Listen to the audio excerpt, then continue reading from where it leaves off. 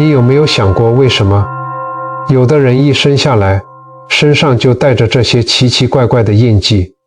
而有的人却是全身干干净净，一点痕迹都没有。在咱们民间，老一辈的阿公阿嬷总爱笑着说，那是床母做记号，或者是祝生娘娘盖的印章，怕认错难宰。听起来很温馨，对吧？但到了咱们这个年纪，看多了人世间的无常，你心里肯定也犯过嘀咕，这世上哪有这么残忍，让人触目惊心的祝福？其实，当你看着亲人身上那片深紫色的红斑，心里偶尔闪过的那一丝莫名的酸楚与恐惧，并不是错觉。今天我们不谈怪力乱神，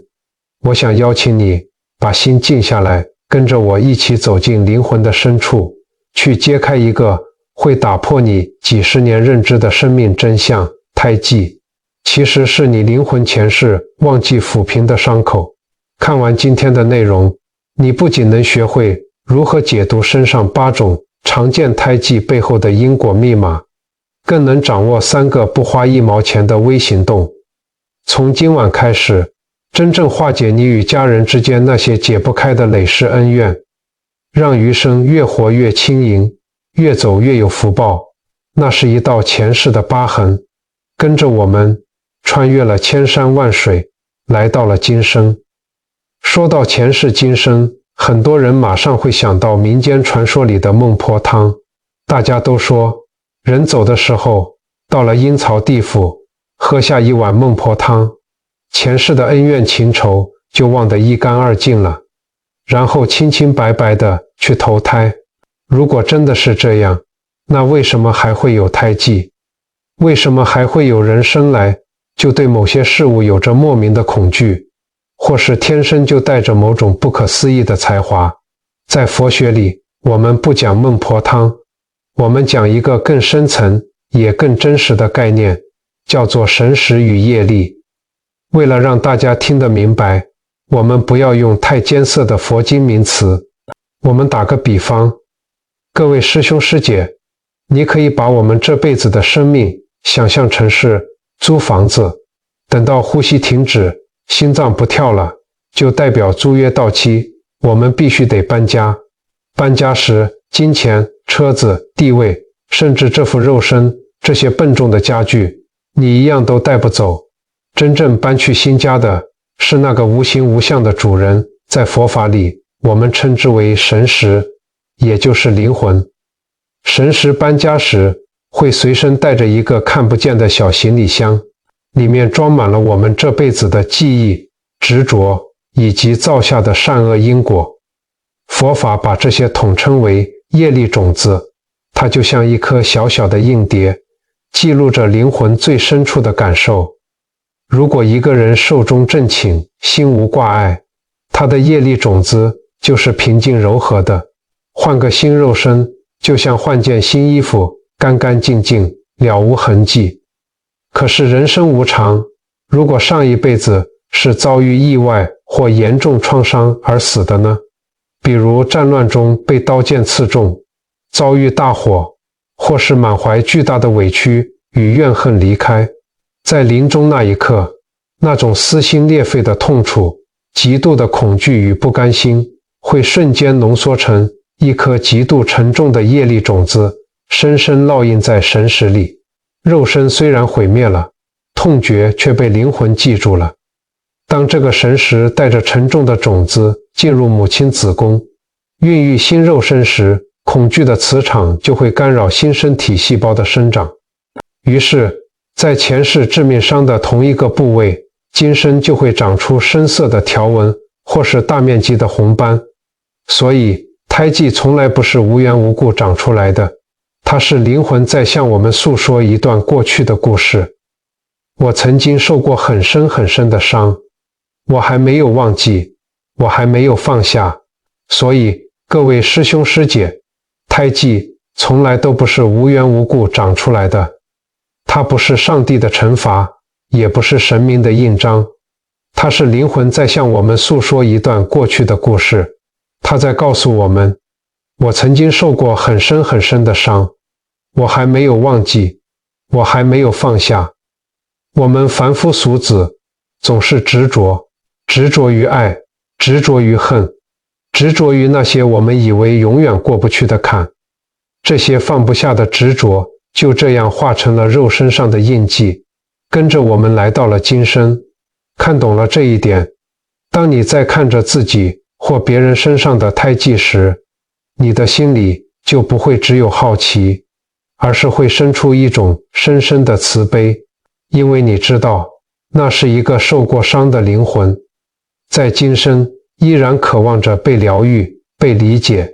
那么这些因为前世执念而留下的胎记，在我们今生真实的生活中又会上演什么样的故事呢？是来讨债的，还是来报恩的？我们刚刚说到，强烈的执着会变成业力种子，跟着神识来到今生。很多人以为只有深仇大恨才会留下印记，其实世间最难放下的往往不是恨，而是那份深深的牵挂与舍不得。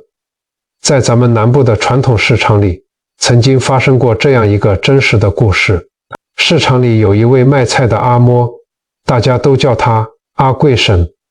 阿贵婶一辈子勤劳刻苦，靠着一个小小的菜摊，把几个孩子拉拔长大。到了晚年，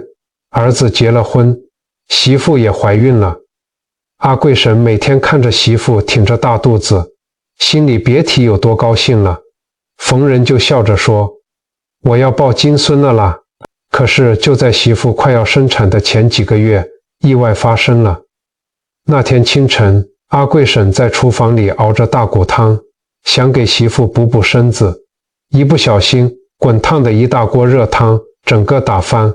哗啦啦的全倒在阿贵婶的左手手臂上。那个烫伤非常严重，整块皮都翻了起来，红肿溃烂。虽然送医急救保住了性命，但阿贵婶年纪大了，加上严重的感染，身体一天比一天虚弱。在弥留之际，她躺在病床上，左手手臂还包着厚厚的纱布。她用微弱的声音对着床边流泪的儿子媳妇说：“我的手好痛，可是我更不甘心啊！我都还没看到我的乖孙出生，我怎么舍得走？”就这样，阿贵婶带着巨大的肉体痛苦，以及对孙子深深的执念，闭上了眼睛。几个月后，媳妇顺利产下了一个白白胖胖的男婴。一家人原本沉浸在喜悦中，但当护士把孩子抱给媳妇看的时候，媳妇当场愣住了，眼泪止不住的直直落了下来。为什么？因为这个刚出生的婴儿在他的左手手臂上赫然有一块暗红色、形状不规则的胎记。那胎记的位置、大小，甚至是边缘那种水滴泼洒出去的形状，简直跟阿贵婶生前被热汤烫伤的伤疤一模一样。这难道只是巧合吗？随着孩子一天天长大，更不可思议的事情发生了。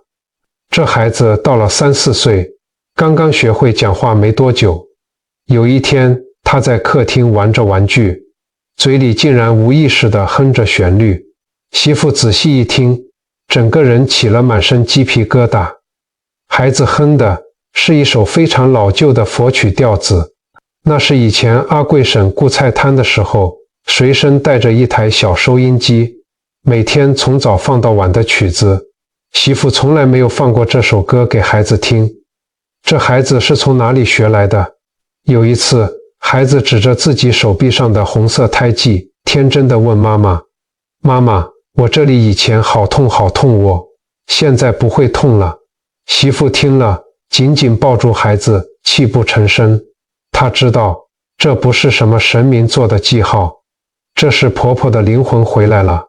婆婆因为太爱这个家，太舍不得这个没见过的孙子，加上临终前烫伤的剧痛，深深烙印在神识里。这股强大的贪爱与痛楚化成了业力种子，让他在轮回中又回到了这个家，把前世的伤疤带到了今生。各位师兄师姐，佛法常说爱河千尺浪，苦海万重波。我们总以为爱是美好的，但过度的牵挂、执着不放的爱，其实也是一种束缚。阿贵婶的故事告诉我们，胎记不全是恶缘，有时候它是一份沉甸甸、让人心疼的爱。但如果前世结下的是恶缘呢？那胎记又会以什么样的姿态出现？佛经上说，一家人能聚在一起，成为父母儿女，不出4种因缘：报恩、报怨、讨债、还债。如果没有这4种缘分，即使面对面走过，也不会成为一家人。接下来这个故事或许会让很多在亲子关系中感到痛苦的父母有一种恍然大悟的感觉。有一位单亲妈妈，大家都叫她林大姐。林大姐早年离婚，一个人做着2份工，辛辛苦苦地拉拔独生子长大。她把所有的心血、所有的期望都放在儿子身上，教育非常严格。可是这个儿子从小就非常叛逆，别人家的孩子贴心又懂事，他家的儿子简直就是来讨债的。不仅3天2头在学校惹是生非，回到家更是对母亲大呼小叫。林大姐稍微念他2句，儿子就会用极度仇恨的眼神瞪着他，甚至摔东西、砸门。林大姐常常在夜里暗自流泪，她想不通，我把命都给了他，为什么他要这样折磨我？我到底是造了什么孽？有一回，儿子洗完澡光着上身走出来，林大姐看着儿子的背影，心里又是一阵酸楚。儿子的背上从左肩到右后腰有一条又长又细、颜色很深的胎记，那条胎记的形状非常奇特，就像是被一根粗大的藤条狠狠抽打过后留下的血痕。后来林大姐心力交瘁，在朋友的介绍下去深山里拜见了一位修行高深的老师傅。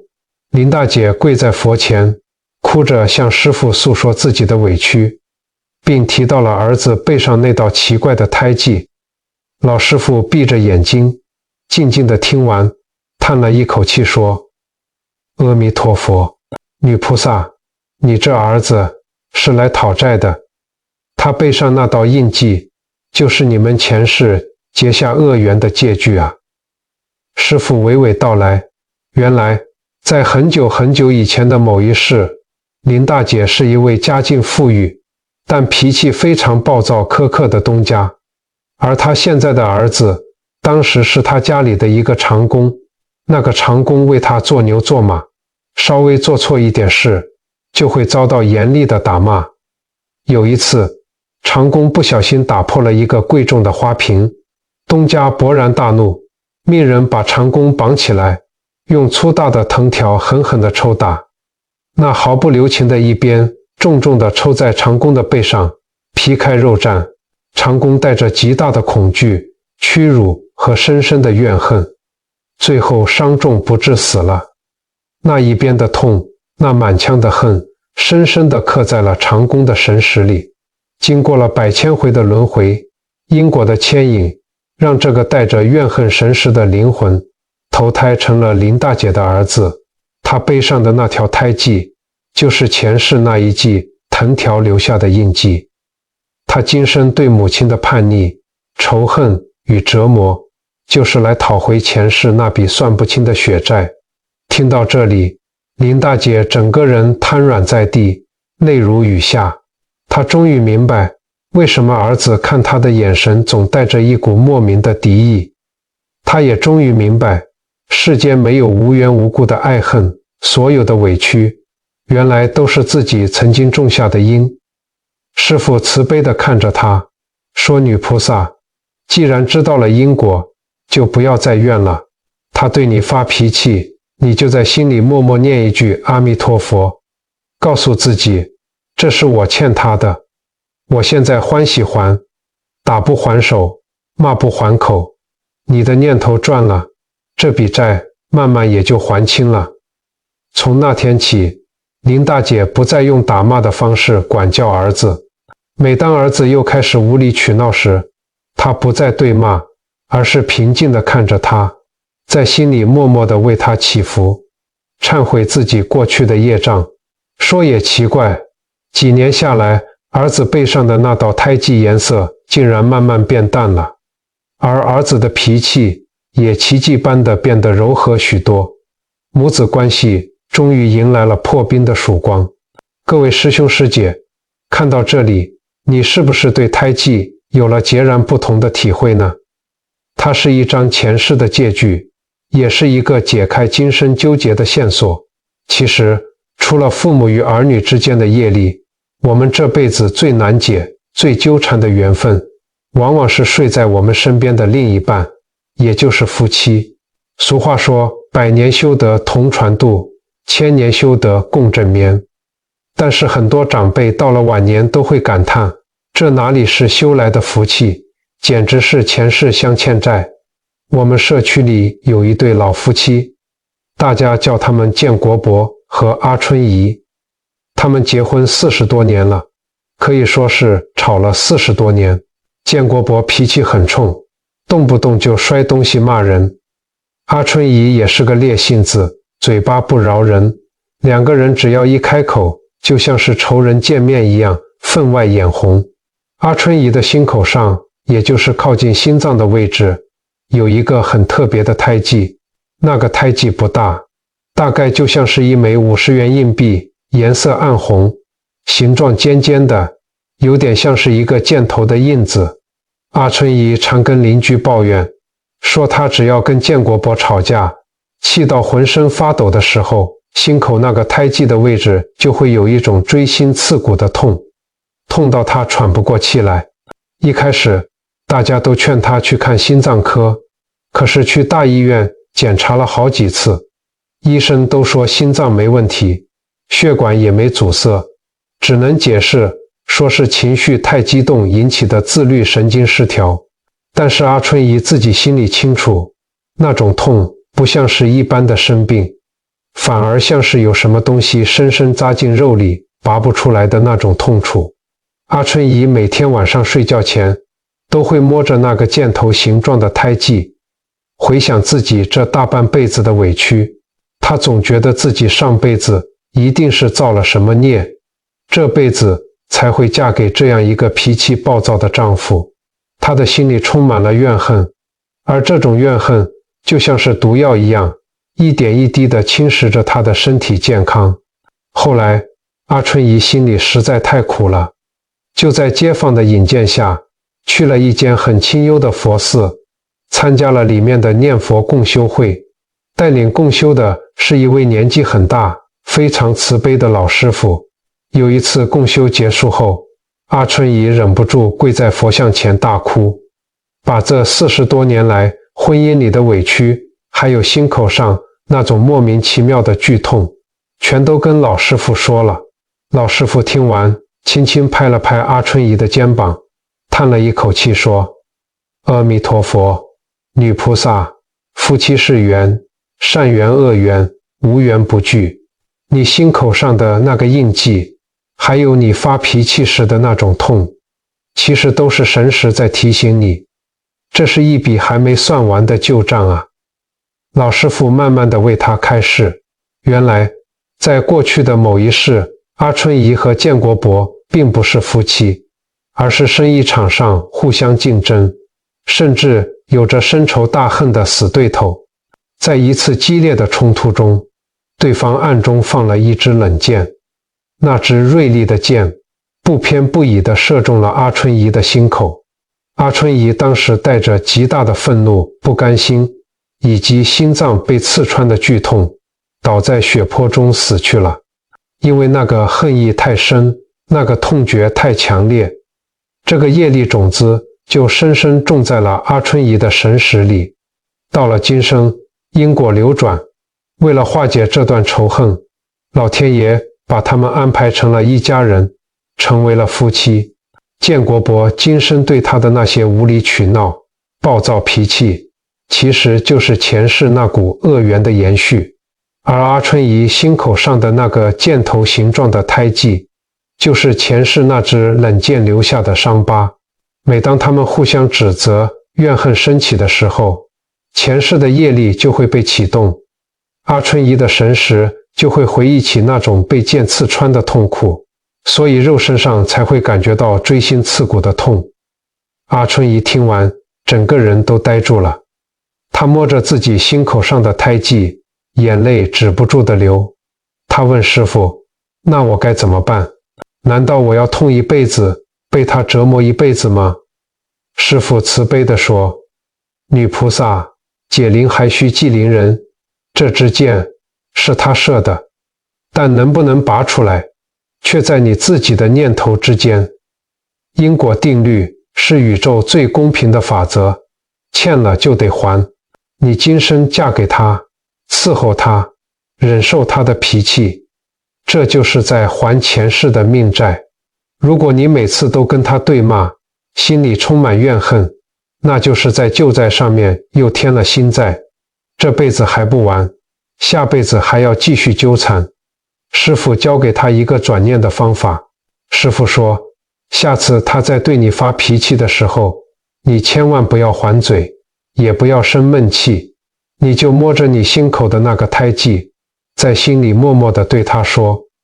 前世我欠你的，今生我用这些委屈来还，这支箭的痛我今天承受了，我们之间的恩怨就到此为止吧。然后你就在心里一直念阿弥陀佛，用佛号的光明去化解你心里的怨气。师父还告诉他，业力就像是一根橡皮筋，两个人互相拉扯，谁也不肯放手，最后两个人都会受伤。只要其中一个人愿意先松手，这根紧绷的橡皮筋就断了，业力也就跟着消散了。阿春怡把师父的话听进去了。从那以后，建国伯再摔东西、再骂人的时候，阿春怡真的不再像以前那样跳起来跟他对骂了。他会静静地走到一旁，手轻轻放在心口的胎记上，闭上眼睛，在心里默念佛号。一开始，建国伯看他不还嘴，还以为他是心虚，骂得更难听了。可是阿春怡咬着牙忍下来，他在心里告诉自己，我这是在还债，还一点就少一点。神奇的是，当他心里不再升起怨恨，而是用一种还债的平静心态去面对时，他心口的那个胎记竟然真的不再像以前那样剧痛了。渐渐的，几个月过去了，建国伯发现，不管他怎么骂，阿春怡都像是没听见一样，脸上甚至还带着一种平和的神情。一个人吵架是吵不起来的，建国伯的脾气就像是一拳打在棉花上，慢慢的，他自己也觉得没意思了。脾气发作的次数越来越少，语气也没有以前那么刻薄了。有一次过年，建国伯竟然主动给阿春怡夹了一块肉，有些别扭地说了一句：你这阵子辛苦了。阿春怡听了，眼泪差点掉下来。他知道，前世的那支冷箭终于在今生被他的慈悲和忍辱给拔出来了。各位师兄师姐，这个真实发生在我们身边的故事，是不是非常发人深省呢？我们常说，不是冤家不聚头，其实这世上哪有什么真正的冤家？所有的逆境，所有的折磨，其实都是来帮助我们消业障、修忍辱的逆增上缘。胎记不只是一个印记，它更像是一个灵魂的警报器。它在我们最痛苦的时候响起，提醒我们不要再用嗔恨去回应嗔恨，因为那样只会结下更深的恶缘。唯有放下，唯有原谅，我们才能真正解开累世的纠结，让灵魂得到彻底的自由。既然不同的胎记代表着不同的因果业力，那么像条状的、泼水状的，甚至是那些干干净净没有胎记的人，他们的灵魂深处又藏着什么样的因果密码呢？其实许多深研前世回溯与因果定律的学者和修行人，经过长期的观察和比对，发现胎记的形状往往跟前世身体受创的模式有着非常惊人的关联。我们这块土地上早年经历过许多动荡、战乱，甚至许多先民在开垦时遭遇过各种意外。这些历史的眼泪其实都悄悄地印在了我们后代子孙的身上。我们大致可以把常见的胎记分成8种情况来解码，你可以一边听一边回想一下，自己或是身边亲友身上的印记是不是也有着相似的轮廓。第一种是条状的胎记，就像我们刚刚提到那位叛逆儿子的故事，这种长条形、颜色深沉的印记通常意味着前世曾经受过棍棒、藤条的殴打，或者是在过去那个不文明的时代遭受过严酷的私刑。这类胎记的背后往往伴随着深深的委屈、不甘心与愤怒。第二种是泼水状的胎记，这种胎记边缘不规则，像水花溅开一样，这通常是因为前世遭到高温的液体，像是滚水、热油或者是腐蚀性液体的伤害。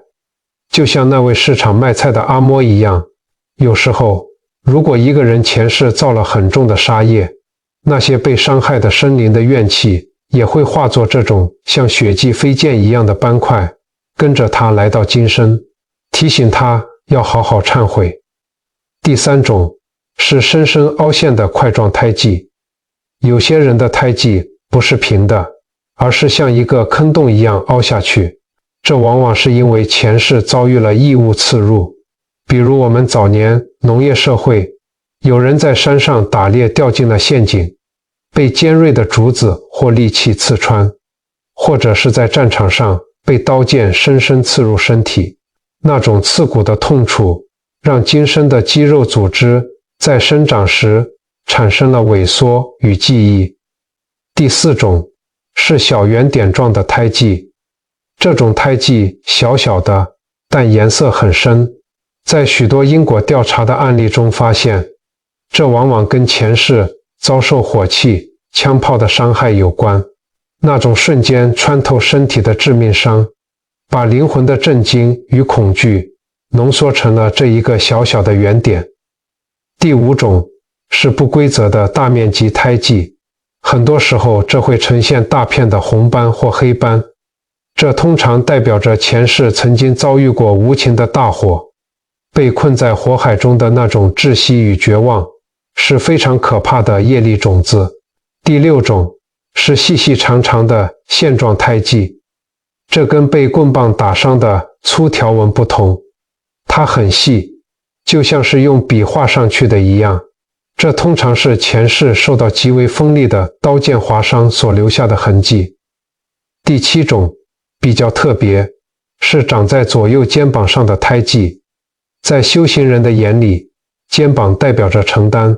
如果胎记长在左肩，往往暗示着这个灵魂在前世曾经发愿修行，但可能因为种种业障阻碍，只修了一半就放弃了，今生带着记号回来，提醒自己要继续精进。如果长在右肩，则代表前世的修行已经有了很深厚的根基，今生只要再加把劲，就能够结出善果。第八种是长在大腿内侧的胎记，这种胎记往往代表着这个灵魂在前世是一位非常勇敢、有担当的人，甚至可能是保乡卫国的勇士。他们带着这份刚毅的印记转世，今生通常也会有着见义勇为的性格。听到这里，可能会有师兄师姐摸摸自己的手，摸摸自己的脸，心里犯嘀咕：哎呀，我看来看去，我身上怎么一个胎记都没有？我是不是前世什么都没做，是个没有故事的人啊？各位菩萨，如果你身上干干净净，没有任何胎记，那我真的要双手合十，深深的恭喜你。为什么？我们刚刚说过，胎记是什么？胎记是前世忘记抚平的伤口，是放不下的执着，是还没解开的恩怨。如果你前世也曾经遭遇过重大的创伤，比如说你因为被冤枉而受了重刑，如果你临死前心里充满了怨恨，大喊着我做鬼也不放过你，那么你今生身上一定会带有胎记。可是如果你在临终的那一刻忽然放下了，你心想罢了罢了，这都是因果业报，我今天承受了这苦，这笔债就算还清了，我不怨了。当你生出这样慈悲放下的念头时，那颗沉重的业力种子瞬间就消融了，整个因果的结被你自己给解开了，所以没有留下痕迹，代表着你前世的灵魂非常清明，你把该还的债还清了，该解的怨解开了，你不带任何牵挂的离开了上一段人生，身上无痕，代表灵魂无挂碍，这才是世间最大的福报啊！各位师兄师姐，佛法常说，佛法在世间，不离世间觉。我们探讨前世今生，探讨胎记的秘密，不是为了让我们沉迷于过去，去追究谁欠了谁。过去的已经过去了，真正重要的是我们怎么过好今生。既然我们知道强烈的情绪和执着会变成业力种子，那么我们在今生今世就要学会不留业力，不要再给自己的未来世制造新的疤痕。今天我想跟大家分享3个非常简单、非常好执行的微行动，不用花钱，也不用花很多时间，只要你愿意，今天看完这支影片，立刻就能开始做。第一个微行动，睡前3分钟的清空业力观心法。我们每天出门在外，难免会遇到不顺心的事情，可能是在菜市场跟人起了口角，可能是家人说话刺伤了你，心里憋着一股闷气。很多人习惯把这些怨气带着上床睡觉，这其实就是在心里种下新的恶业种子。从今天晚上开始，我们试着在睡前坐在床边，闭上眼睛，深呼吸3次，然后在心里想象自己的心就像是一个装满了黑水的杯子，今天所有的生气、委屈、嫉妒、烦恼都在这黑水里。接着你想象佛菩萨的光明，或者是一道温暖的阳光从你的头顶照耀下来，慢慢的把这些黑水蒸发掉，或者想象自己把这杯黑水通通倒进了大海里，被大海给净化了。在心里对自己说，今天所有的不愉快到此为止，我不把今天的怨气带到明天，也不把今生的执念带到来世。每天这样清空自己的心，你的灵魂就会越来越轻盈。第2个微行动，逆缘皆是度我的转念说话术。家家有本难念的经，我们最容易起冲突的往往是最亲密的家人。当老公、老婆或是孩子又说出让火冒三丈的话时，请你记住，这就是业力现前的时刻。这时候千万不要马上用更难听的话顶回去，你要立刻在心里踩刹车。怎么踩？在心里默念一句阿弥陀佛，或者是南无观世音菩萨，然后转个念头想，他现在对我发脾气，这是我前世欠他的，他是来考验我，来度我的。当你有这个念头，你的火气瞬间就会消了一大半。这时候你可以试着把原本想骂出口的话换成这句简单的口诀，好，我知道你的意思了，我们都先冷静一下，不要伤了和气。这句温和的话就像是一把剪刀，瞬间剪断了你们之间恶性循环的业力绳索。不去结怨，这就是在解冤释结。第3个微行动，与身体和解的慈悲抚摸。如果你身上正好有胎记，或者是因为生病开刀留下的旧伤疤，请你不要讨厌它，不要觉得它难看。今天洗澡的时候，或者是晚上擦乳液的时候，请你用最温柔的手势，轻轻地抚摸那块胎记或伤疤，在心里用最慈悲的语气对它说：这一切都过去了。不管前世我们经历了什么痛苦，不管我们受了多少委屈，现在我们都很安全了。我原谅一切伤害过我的人，我也原谅我自己。我放下了。这个动作看似简单，其实有着非常强大的疗愈力量。你的声音，你的抚摸，你的神识都听得到。当你真心诚意地说出我原谅了，那颗深藏在灵魂深处紧绷了千百年的业力种子就会在那一刻彻底地松开化解。各位师兄师姐，只要我们每天坚持做这3件小事，不生气，不结怨，常宽恕，我们就是在为自己的灵魂进行大扫除。各位菩萨，今天的内容，我们从长辈口中温馨的传母传说，一路走到了灵魂最深处的记忆。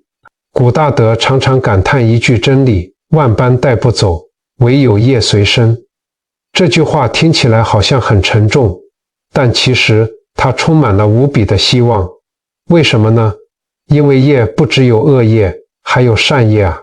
不管你现在身上有没有胎记，不管那个印记是深是浅，是红色的牵挂，还是暗色的伤痕，请你记住，那都已经是过去生的旧剧本了。前世的恩怨，在前世就已经杀青了。我们不需要去过度执着过去到底谁欠了谁，更不需要为了肉身上的印记感到自卑或是恐惧。因为当你此生有幸再次获得这个宝贵的人生，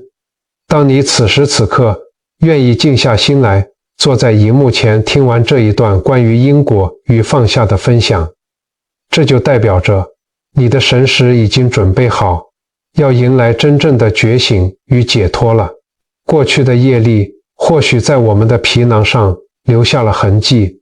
但未来的命运却完完全全掌握在我们当下的每一个起心动念里。这辈子就是我们灵魂最好的一张崭新画布，我们可以用慈悲做颜料，用包容做画笔，用一次次的转念与原谅，重新为自己的灵魂画上一幅最清净、最庄严的相貌。相逢自是有缘，如果你今天在这里找到了一点点心灵的平静，或者对身边那些总是让你牵挂，甚至让你头痛的家人多了一丝丝的理解与宽容，这就是我们之间结下最美好的善缘。在内容的最后，我想邀请荧幕前的你和我们一起共同来完成一件充满慈悲与正能量的小事。请你动动手指，在下方的留言区写下一句善言，或者是一句祈福的话语。你可以写下愿一切众生平安喜乐，无灾无难。你可以为家中年迈的父母，为出门在外的儿女祈求平安。你也可以简简单单、诚心诚意地留下一句阿弥陀佛，或者是南无观世音菩萨。请千万不要小看这短短的几个字。当1000个人、10000个人，甚至10万个人都在这个留言区里留下善念的时候，我们这里就会汇聚成一个无比强大的正向磁场。这股温暖的能量，这股万人共振的善意，不仅能抚平你自己神识里的皱褶，也能帮助无数个偶然点进这支影片，此刻正深陷痛苦与迷茫的灵魂，找到一丝安定的力量。如果你觉得今天的内容对你的生活有一点点的启发，请你帮我们点个赞，也把这支影片分享给你关心的亲朋好友。你的每一次分享都是一次珍贵的法布施，都在为你自己种下不可思议的善根。茫茫人海中相逢不易，如果你愿意，请点击荧幕下方的关注与订阅按钮，并开启小铃铛。这不仅是对我们最大的鼓励，也能让这份温暖的善缘在未来修心养性的这条路上一直陪伴着你。愿你日日是好日，步步生莲花，心安即是家。我们下期再见，阿弥陀佛。